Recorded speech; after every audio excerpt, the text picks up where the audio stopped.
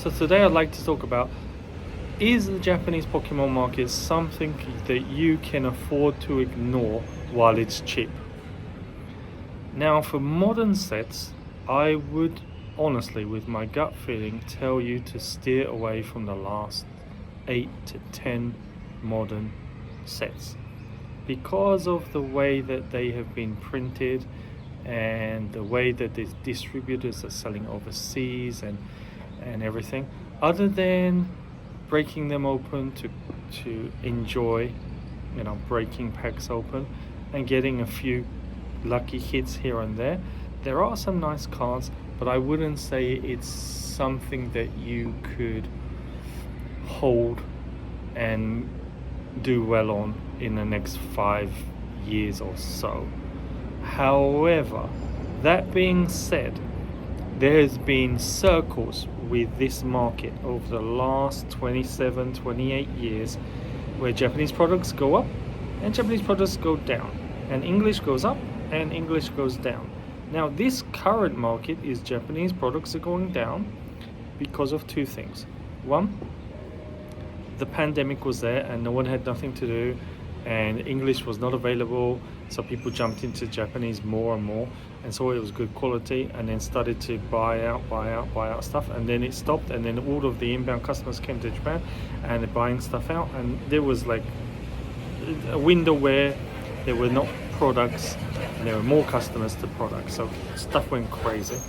And then people were able to get English again, and English came back and people started like English sets overseas compared to the Japanese sets, and the release dates got closer and closer for English and Japanese, where there used to be like a 3 months gap between release dates got a lot shorter, and that was another factor as well for my personal take on that.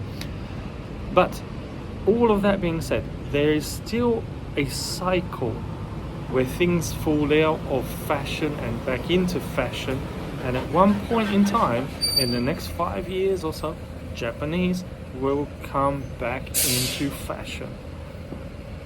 And where all boats rise, all boats fall. So even stuff which is still desirable or still really fashionable outside of Japan, it's cheaper because the modern stuff has pulled everything down and the English stuff has made English more desirable, and Japanese stuff has been pushed down more and more because people are like, I don't need it. So it's just pulled the rug from out of that, and Japanese players and collectors have moved into One Piece in the last year and a half because of the sellability of cards in the short term.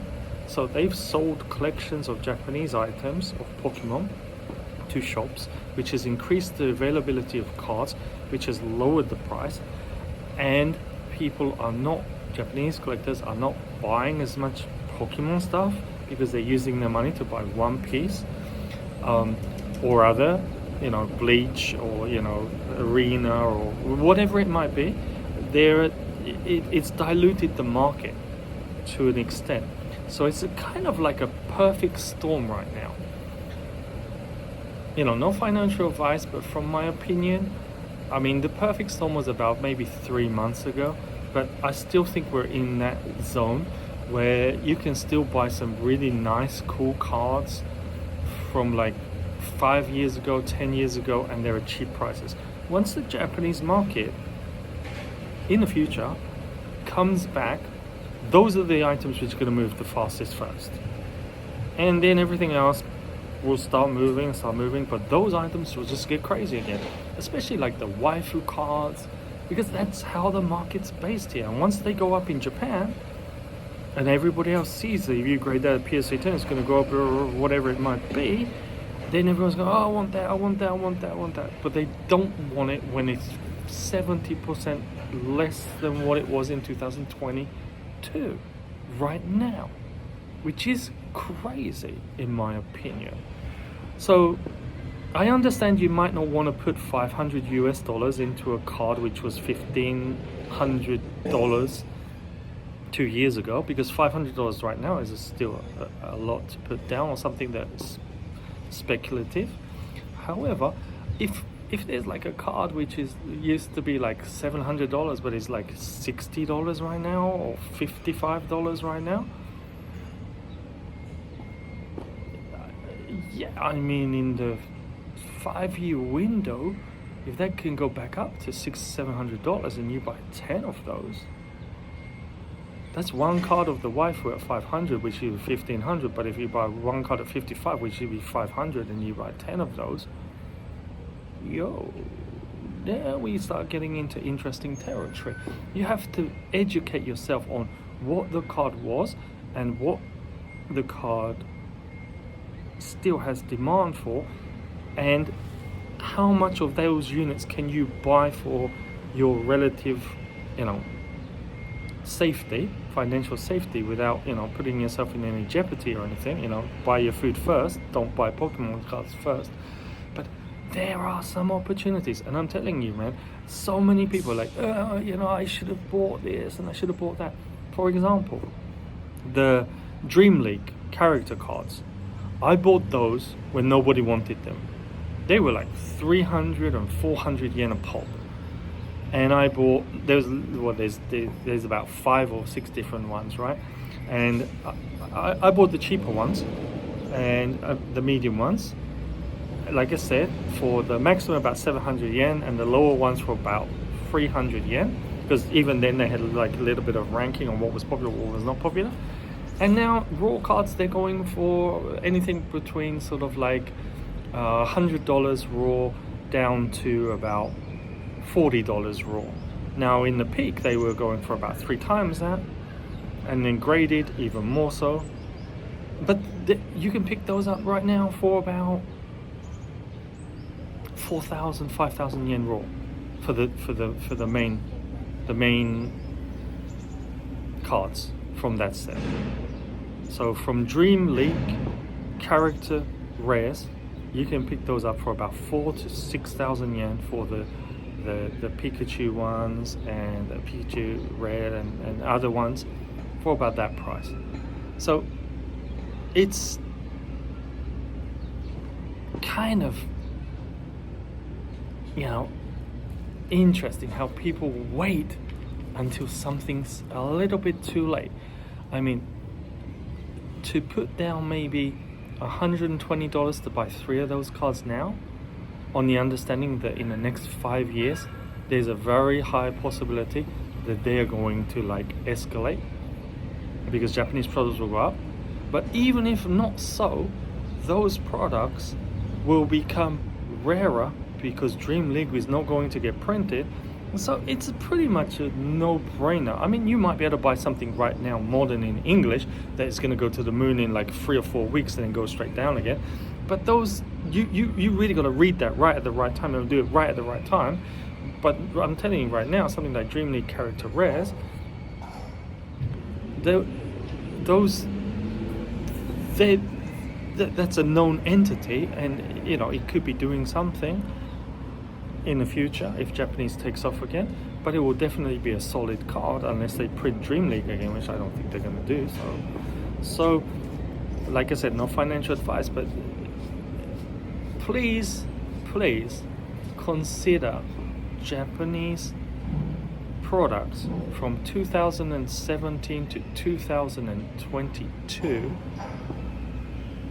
going on the exchange rate, going on the pricing right now, as a interesting consideration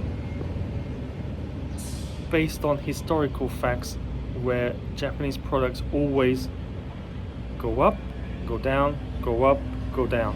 But when they go down, they generally don't go below 2 or 3 years back from when they were released. I would say they never do. Hardly ever, never, right? So it's a pretty stable market, and if you buy in when it's cheap and there's no FOMO, then if you're a young man, not like me, but if you're a young man or a young lady, then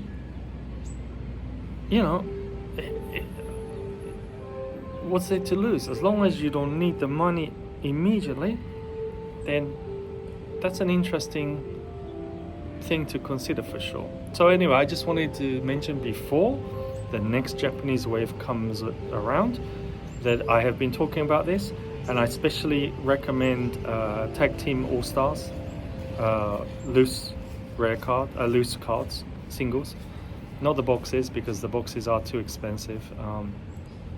Yeah, it's already sort of like $600-700 for a box, so I wouldn't recommend that. But loose cards from there, yeah, definitely would. And then cards from sort of like yeah, let's go back to something like Starburst, which is not too old. Lugia cards from there. I think, yeah, the prices right now are very reasonable, and I think you could do well on those if there's an uptake on Japanese cards in the future. And there's nothing to say that there won't be, because people are very fickle. They're happy with English, and then they're not happy with English. They love Japanese, and then they love English, and they hate Japanese. It just goes in these circles. You just have to have some skin in the game before the circle starts again, right? You have some skin in the game after the circle's like on its last legs, then you might make a few pennies here and there, but you're not going to cash in on it. So anyway, like I said, no financial advice, but please consider buying Japanese when the market is down and the currency is down. Look at the safe products from before the printers went brr, and then yeah, I think you might be very happy with that, especially if you hold it for like 5-10 years, right? That, you know, if you're in your 20s, 25s, early 30s, what's the problem with that? As long as you don't buy out of your means, it should be good. So anyway, that's my rant from Tokyo, and don't forget, I did tell you